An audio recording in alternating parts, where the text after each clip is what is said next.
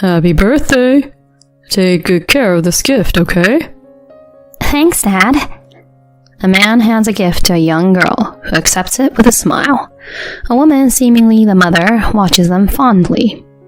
The sight of the family enjoying quality time together seems to bring a smile to the faces of those around them. Yet, I can't bring myself to smile, because the man who appears to be the father is someone I know all too well. Approaching the family, I say, "Looks like you're having a great time, but today is the end of it." The man turns around and freezes upon seeing my face. I'm Alexis, 32, a nurse leading a busy life. I met my husband Sean, 2 years younger than me, when he was hospitalized with pneumonia in my hospital. Sean, sociable and liked by everyone, including nurses and other patients, drew me in with his ability to light up a room. Despite my more reserved nature, we quickly hit it off, dating and smoothly transitioning into marriage. He's a regular office worker, but as a nurse with night shifts, our schedules often conflict. Yet we've managed to support each other through it. We've been married for 5 years, but don't have children yet. We do want them eventually, but he always says, "Let's wait patiently, as children are a blessing." Moreover, his company hasn't been doing well lately, increasing his overtime and overnight stays. His travel for work has increased, drastically reducing his time at home. Working nonstop, he had me worried about his health. It's terrible how his company overworks his staff in these tough times. I thought he should consider changing jobs, but he had no such intentions. "I've been with the company for a long time. I want to help it recover. I can't just abandon them by switching jobs now. I know it's tough on you, but can you hang in there a little longer?" In response, I said, "I'm fine, really. I'm just worried you might wear yourself out. You've been working non-stop lately. I'm afraid you'll collapse one of these days." "Sorry for worrying you. I'll be fine, though. I make sure to take breaks. Once things settle down at work, let's go somewhere together." He seemed committed to his company, so I decided not to push the job change. Little did I know that it was all a lie. He seemed to find fulfillment in his work, and I too took pride in being a nurse. It's fulfilling to see patients I've cared for leave the hospital in better health. Some patients, overwhelmed by illness and stress, become frail. While severe cases are handled by counselors, we nurses often offer advice and a listening ear to those with smaller concerns. For example, an elderly woman worried about not hearing from her son, or a man anxious about his unmarried daughter. And there are even cases like, "I got married but then quickly divorced. What should I do?" While I can't always offer advice, just listening seems to help their healing. It's true what they say about health being influenced by one's state of mind. Sometimes just talking about your problems helps. That's why I wish Sean would share his troubles and complaints with me. It might not solve everything, but it could at least provide some relief. While I was preoccupied with worries about him, trouble came my way. One day, Sean returned from work and announced he was going on a sudden business trip. That's so sudden, especially on our anniversary. We won't be able to celebrate. "It's unfortunate, but I can't help it with work being so busy. I'll be gone for about 3 days, so please get my clothes ready." I was annoyed about his indifferent attitude. It wasn't his fault that work fell on our anniversary, but his lack of apology or remorse bothered me. I had planned a special dinner and wine for us since I was off work. Disappointed, but not wanting to complain, I asked him, "Where is this business trip to?" "California. There's a meeting with a client there." "Be careful. Could you let me know where you'll be staying? Just in case I need to reach you." With that, he started acting nervously. a sure sign he was lying. Unaware that I knew his tell after 5 years of marriage, he continued. I might stay with a friend in California. Hotels are expensive. Oh yeah? Then give me your friend's contact info. No, you don't know them. It would be awkward. Just call or text me if you need me. True to his excuses, Sean didn't give me any contact details, deepening my suspicions. The next day, after he left for work, I couldn't shake my irritation. Feeling gloomy, I called a friend in the next town to vent. While chatting, I felt the urge to meet up. Since we're both off, want to hang out? I suggested. She agreed, so I headed to her town. We met up around lunchtime and decided to eat at a restaurant. That's where we saw something shocking. While looking at the menu, we heard happy voices from a nearby table. Turning, we saw a family of 3, apparently celebrating their daughter's birthday. Happy 6th birthday, Zoe. Thank you, Mommy and Daddy. The father, beaming, hands his daughter a gift, which she happily receives. The mother watches them with a loving gaze. It's undoubtedly a scene of a happy family. I suddenly notice the father's face and am shocked. It's Sean, who's supposed to be on a business trip. Why is he here instead of California? The resemblance is too striking to be a mere look-alike. He's even wearing the clothes I prepared for his trip. It's definitely Sean. Deciding to test the waters, I call his cell phone. The man steps outside to take the call, and sure enough, it's Sean who answers. Hey, what's up? I'm at work right now. Don't call me suddenly like this. It's indeed my husband.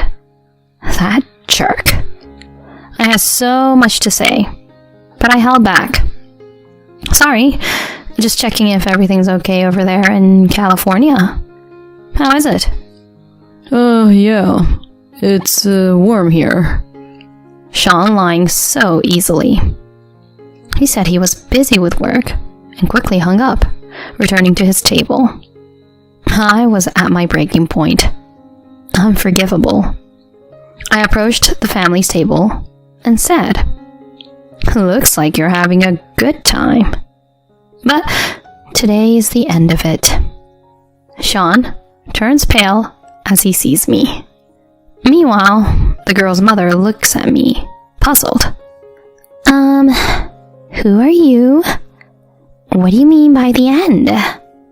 It seemed like the woman, his apparent affair partner, knew nothing about me.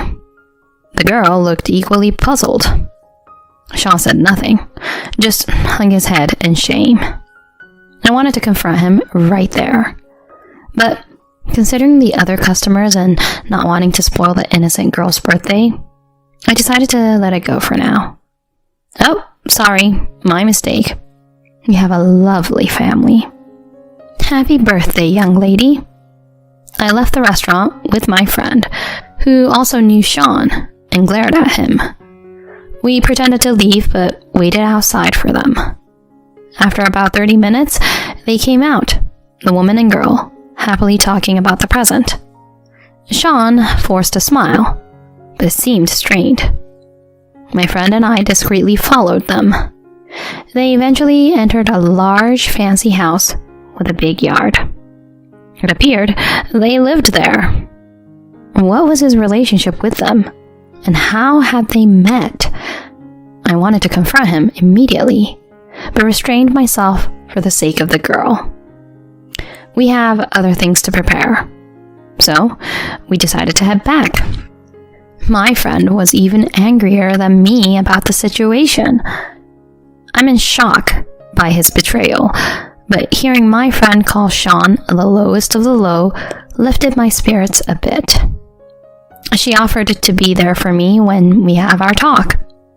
I was grateful for her offer, but didn't want to get her involved any further, so I declined. Even so, she said, I'm here to listen if you ever need to talk, and squeezed my hand tightly. It seems I was unlucky with my husband, but lucky with my friend. I tried calling Sean and sending him messages several times, but he ignored them all. Ignoring me won't change the fact that I saw him. He might try to claim that it was a case of mistaken identity, but I won't let him get away with that. The next day, I staked out Sean's mansion again. After confirming that the girl had left for kindergarten, I knew it was the right time. I rang the mansion's doorbell, and the woman from the restaurant appeared. She recognized me and asked in surprise, "Are you the lady from yesterday?" I didn't waste any time and said, "I apologize for bothering you yesterday. Actually, I recognized the man you were with and had to speak to him. Could you call him out for me?" The woman looked troubled, but eventually she called Sean. When he came out, he turned pale upon seeing me. His eyes darted around, showing his nervousness. Without hesitation, I confronted him directly. "Sean, what the hell is going on? Explain yourself." Then, unbelievably, he pretended not to know me. I'm sorry, but who are you? Don't call me by my name so casually. What? What nonsense are you spouting? Cut the crap. Excuse me? I don't know any woman like you. If you keep this up, I'll call the police. Please, leave now. He continued to feign ignorance, an unsightly act. I was boiling with anger. Just then, someone shouted from behind me. You shameless, foolish son. What are you doing? That's right. How could you, with Alexis here? Sean's face stiffened as he saw who was speaking. Mom? Dad? Why are you here? Indeed, it was Sean's parents who were berating him. Behind my in-laws, my own parents were glaring at him. I had called them, thinking it's better to have more support in confronting him. What followed was chaotic. My father-in-law hit Sean, and my mother-in-law beat him with her bag as he fell. My parents kept cursing him, and the woman looked flustered by the scene. I just watched silently, making no move to help him. Finally, to avoid causing a disturbance in the neighborhood, the woman shouted, "This is causing too much trouble," and led us into the house. Once we calmed down, I asked about her and Sean's relationship. Her name was Amy, and the girl was her daughter, Zoe. Sean had been dating her with the intention of marrying her. Amy was divorced, and Zoe was her daughter from her previous marriage. It turned out that Sean had lied about being single and had been taking money from Amy, a wealthy woman. The company went bankrupt, and I lost my job. I need some money while I look for work. She had agreed to lend him money, believing they were going to get married. She not only gave him money, but also let him stay at her house. I then explained the situation to her. My name is Alexis. To be direct, Sean here is my husband. We have been married for 5 years. I showed her photos from our wedding as proof. She listened to my story in shock. She glared at Sean and shouted, "What the hell?" Sean looked down, saying nothing. Then his father yelled, Don't just sit there looking pitiful. Speak up. Sean finally began to shake and started explaining. He had actually been fired from his job. The reason was embezzlement at his company. He had been purchasing personal items with company funds and falsifying receipts to pocket expenses like travel and business trip costs. He managed to avoid police involvement by repaying the full amount embezzled, but this left his savings from before our marriage completely drained. Desperate for money, Sean targeted Amy, a wealthy client he had heard about, and charmed his way into her life. All the times he had claimed to be staying at work or going on business trips, he had actually been staying at her house. I was completely appalled. Not only had he cheated, but he had also been fired for committing a crime. His actions towards Amy were nothing short of marriage fraud. Hearing his confession, Amy was also furious. How could you do this to me? You approached me just for my money. I thought you cared about Zoe and were a good person. Amy, please calm down. How can I calm down? I thought you were single, but you're married. To trick me and take my money? That's fraud. I'm going to sue you. She had every right to be angry. She was a total victim in this. I also joined in, confronting Sean. I agree with her. You are truly the worst. I'm going to divorce you and sue you for infidelity. Be prepared for that. Hearing this, he began to panic and begged me. Please, forgive me. It was just a moment of weakness. I never thought it would turn into such a big deal. I'll change my ways and work hard from now on. Please, forgive me. I was appalled by his brazen plea. Could he really believe that after all he's done, his request would be granted? I unleashed my anger at him. Are you stupid or what? After all trouble you've caused, you expect forgiveness just because it was a moment of weakness? That's just too convenient. Ever heard the phrase, sorry doesn't cut it if it's a crime? I'm really sorry, I am. Enough. All you do is lie. I don't trust you anymore. I will definitely divorce you. Upon hearing this, Sean collapsed and started crying. But everyone just looked at him with cold eyes. A few weeks later, I got divorced.